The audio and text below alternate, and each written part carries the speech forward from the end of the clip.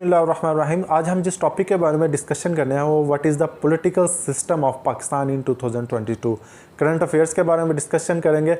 इस टॉपिक में डिस्कशन करने से पहले प्रीवियसली पॉलिटिकल हिस्ट्री के बारे में डिस्कशन नहीं जाते, हम फ्रॉम 2013 टू 2022 तक डिस्कशन कर लेते हैं।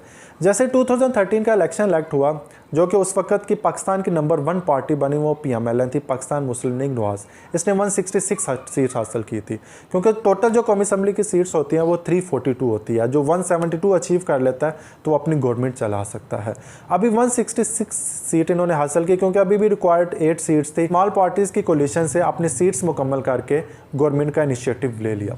जैसे इन्होंने गवर्नमेंट स्टार्ट की, क्योंकि स्टार्टिंग पॉइंट जो होता है वो जो भी गवर्नमेंट में आता है वो अच्छा लेता है, क्योंकि जाहिर सी बात है जो कौम के साथ वादे किए होते हैं, प्रोमिसेस किए होते हैं, वो ज़ाहरी तौर पर एक्सप्रेस करने की कोशिश की जाती है। लेकिन with the passage of time, जैसे टाइम गुजरता जाता है वैसे ही वो चीज़ें स्ट्रीमलाइन करना शुरू कर दे। अभी हार्डली इस गवर्नमेंट को 2 से 3 साल हुए थे तो सुप्रीम कोर्ट ऑफ पाकिस्तान के ऑर्डर की तरफ से नवाज शरीफ को उनकी सीट से हटा दिया गया due to Panama paper case.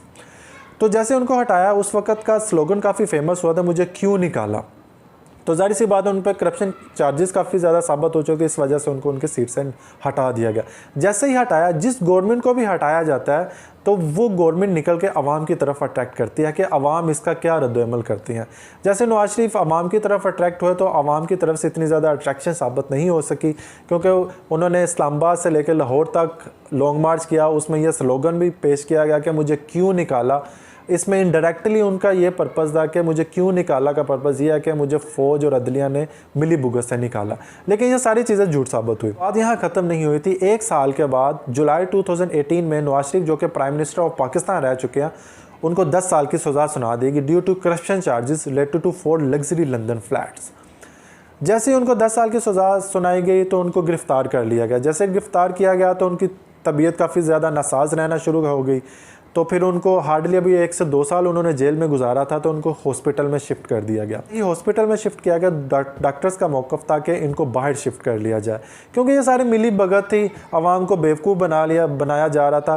कि प्राइम मिनिस्टर जो कि इमरान खान थे, वो कह रहे थे मैं NRO नहीं दूंगा। कहते थे जनरल मुशर्रफ ने भी इनको NRO दिया था, लेकिन मैं हरगिज़ इनको NRO नहीं दूंगा। लेकिन किसी भी तरीके से 50 के एफिडेविट पर साइन करके उनको बाहर शिफ्ट कर दिया गया। जैसे बाहर शिफ्ट किया गया, उनकी तबीयत काफ़ी ज़्यादा बेहतरीन हो गई, क्योंकि पाकिस्तान के डॉक्टर्स को एज सच ज़्यादा अहमियत नहीं दी जाती, बाहर के डॉक्टर ज़्यादा अच्छा इलाज कर लेते हैं। तो ये सारा जो प्रोपेगेंडा था ये अवाम को बेवकूफ़ बनाने के लिए किया था, कर लिया गया। तो कहानी अभी यहाँ ख़त्म नहीं होती। जैन 2019 में नवाज शरीफ, जो कि प्राइम मिनिस्टर ऑफ पाकिस्तान रह चुके हैं, $25 मिलियन करप्शन उनकी साबित हुई, जो कि वो ये साबित नहीं कर सके सऊदी अरब में जो स्टील मिल है उनकी ऑनरशिप उनको कैसे मिली। सारे करप्शन चार्जेस जो कि पाकिस्तान पीपल्स पार्टी पे भी आए हैं, पाकिस्तान मुस्लिम लीग नवाज पे भी हैं, जो 35 साल से ये समझ यू कैन से दैट कि पाकिस्तान को लूट रहे थे। तो पाकिस्तान की आवाम काफ़ी ज़्यादा डिसअपॉइंट हो गई थी। जब पाकिस्तानी कौम पूरी तरह डिसअपॉइंट हो चुकी थी तो ऐसी उम्मीदों को उजागर करने के लिए मैदान में इमरान खान ने आवाम को शऊर दिया और आवाम का एतमाद हासिल करके 2018 के इलेक्शन में 155 सीट हासिल करके पाकिस्तान की नंबर 1 पार्टी बन गई। क्योंकि 2013 के इलेक्शन में उनको जस्ट 35 सीट्स मिली थी, लेकिन 2018 के इलेक्शन में 4 गुना ज़्यादा सीट्स हासिल की। लेकिन 155 सीट हासिल करने के बावजूद भी इनका जो मेजॉरिटी मार्क्स काफ़ी ज़्यादा कम था। मैक्सिमम इनको 18 से 19 सीट्स रिक्वायर्ड थी। इन्होंने स्मॉल पार्टीज़ की कोलिशन से अपनी 18 से 19 सीट्स को मुकम्मल किया और मैक्सिमम 178 सीट्स हासिल की। इस तरीके साहब के जस्ट 178 सीट्स थी, जो कि मेजॉरिटी मार्क्स से मैक्सिमम 6 सीट्स ज़्यादा थी। अगर 7 सीट्स कम हो जाती है किसी भी सूरत में तो गवर्नमेंट भी फिर भी अपनी स्टैग्नेंट पोजीशन बरकरार नहीं रख सकती, जो कि इस वजह से इतनी ज़्यादा मजबूत सरकार नहीं समझी। Now we move in present scenario. जैसे 8 मार्च 2022 को सीनियर लीडर्स की डिमांड पर उन्होंने ये डिमांड की कि इमरान खान के खिलाफ नो कॉन्फिडेंस मोशन होना चाहिए। तो सारे लीडर्स जो कि अपोजिशन में भी थे, सब ने मिलकर एक पार्टी बना ली जिसको PDM का नाम दिया गया, पाकिस्तान डेमोक्रेटिक मूवमेंट। तो ये सारी पार्टीज़ ने मिलकर पूरे पाकिस्तान में रैलीज़ निकालना शुरू किया। रैलीज़ का पर्पज़ ये होता है कि पाकिस्तान की आवाम उनके साथ कितनी है। तो जाहिर सी बात है जब PDM ने रैलीज़ निकाली तो पाकिस्तानी आवाम की इतनी ज़्यादा अट्रैक्शन नहीं थी। तो उनके रैलीज़ निकालने का पर्पज़ ही यही था कि जैसे ही इमरान खान ने 4 साल हुकूमत किया उसमें अनएम्प्लॉयमेंट काफ़ी ज़्यादा, इन्फ्लेशन काफ़ी ज़्यादा हुई है और जो लोगों के बिज़नेस थे वो भी काफ़ी ज़्यादा क्लोज डाउन हुए हैं, इकोनॉमिकल सिस्टम भी काफ़ी ज़्यादा डिस्टर्ब हुआ है। तो ये अवाम को बताना शुरू कर दिया इन्होंने, लेकिन ये काफ़ी ज़्यादा कामयाब ना हो सके। इस दौरान पाकिस्तान तहरीक इंसाफ के कुछ MNAs जिन्होंने पाकिस्तान तहरीक इंसाफ के टिकट पर कामयाबी हासिल की थी वो स्किप होना शुरू हो गए। जैसे वो स्किप होना शुरू हो गया कि इमरान खान ने इनके खिलाफ शो कास्ट नोटिस जारी कर दिया, क्योंकि पूरी पाकिस्तानी कौम को पता है जो सिंध हाउस में मीटिंग हुई थी तो उसमें बड़े पैमाने पर हॉर्स ट्रेडिंग हुई थी, तो अरबों रुपये लगा कर इन लोगों को ख़रीदा गया था। जैसे शो कास्ट नोटिस जारी किया, क्योंकि पाकिस्तान के आर्टिकल 63A के अकॉर्डिंग कोई भी मेंबर एक पार्टी को छोड़कर दूसरी पार्टी में नहीं जा सकता है। जैसे इनका इंटरव्यूज़ लिया जो स्किप हो रहे थे, वो कहते हम नाराज़ हैं लेकिन पार्टी को नहीं छोड़े।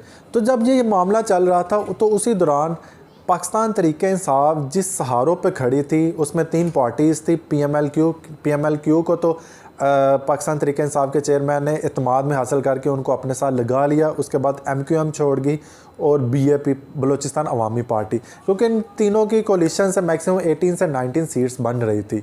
तो जब इन्होंने छोड़ा तो पाकिस्तान तहरीक इंसाफ की सीट्स कम हो गई। तो जैसे ही सीट्स कम हुई तो अब पाकिस्तान तहरीक इंसाफ के पास कोई भी दूसरा रास्ता नहीं था कि वो अपनी गवर्नमेंट को स्टैग्नेंट पोजीशन में बरकरार रख सकें, क्योंकि पाकिस्तान तहरीक इंसाफ के पास दूसरा और कोई रास्ता नहीं था कि वो अपनी पोजीशन को बरकरार रख सकें। तो कौमी असम्बली में इजलास हुआ, कौमी असम्बली के इजलास में यही तजवीज़ पेश की गई तो नो कॉन्फिडेंस मोशन के इलेक्शन करवाए जाए। जैसे इलेक्शन अनाउंस हुए तो जाहिर सी बात है MQM के हमारे वज़ीर कानून थे फ़रोग नसीम, उसको हटा के फवाद चौधरी को लगा दिया गया। जैसे फवाद चौधरी ने आके कौमी असम्बली में तकरीर की तो उसमें फ़ॉरेन कॉन्स्पिरेसी की बात की गई। जैसे ही डिप्टी स्पीकर ने बात की, फ़ॉरेन कॉन्स्पिरेसी की बात सुनी तो उन्होंने रूलिंग दे दी और इस तहरीक को वहाँ पे ख़त्म कर दिया। जो अपोजिशन थी PDM पाकिस्तान डेमोक्रेटिक मूवमेंट, वो काफ़ी ज़्यादा डिसअपॉइंट होगी।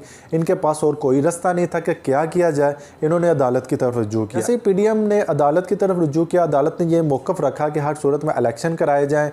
अदालत ने स्पीकर और डिप्टी स्पीकर को भी ख़त लिखा, तो एक डेट अनाउंस होगी कि इस डेट को हर हालत में इलेक्शन होने चाहिए। अगर उस सूरत में इलेक्शन नहीं होते तो फिर आपको पता अदालत का हुक्म ना माना जाए तो तौहीन अदालत लग जाती है, तो उसमें काफ़ी ज़्यादा फिर फड्डा पड़ जाता है।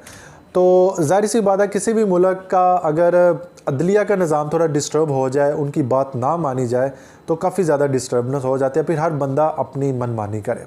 तो अदालती सिस्टम का एक ट्रांसपेरेंट होना बहुत कंपलसरी होता है किसी भी मुल्क का। अगर अदालत मेरिट पर डिसीजन लेती है तो उस मुल्क की हर अदारा एक स्ट्रॉन्ग पोजीशन में आ जाता है। असम्बली का इजलास शुरू हुआ, इस इजलास को थोड़ा डिले किया गया क्योंकि हर हालत में इलेक्शन करवाने थे, अदलिया का डिसीजन था।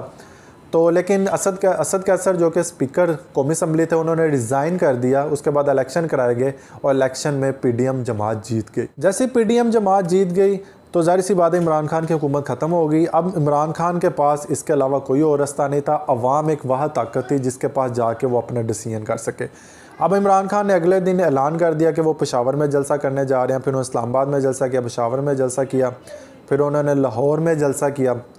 तो सभी जलसे में जो इमरान खान का मोमेंटम था वो काफ़ी ज़्यादा स्ट्रॉन्ग से स्ट्रॉन्ग होना शुरू हो गया, क्योंकि जाहिर सी बात है एक सिटिंग प्राइम मिनिस्टर को फ़ॉरेन कॉन्स्पिरेसी की वजह से अगर निकाल दिया जाए तो ये किस तरह अवाम इस लोगों पर एतमाद कर सकती है। तो इस वजह से इमरान खान का मोमेंटम काफ़ी ज़्यादा स्ट्रॉन्ग होता जा रहा है। खान ने कॉल भी दी है, वो ईद के बाद बड़े पैमाने पर धरना देने जा रहे हैं।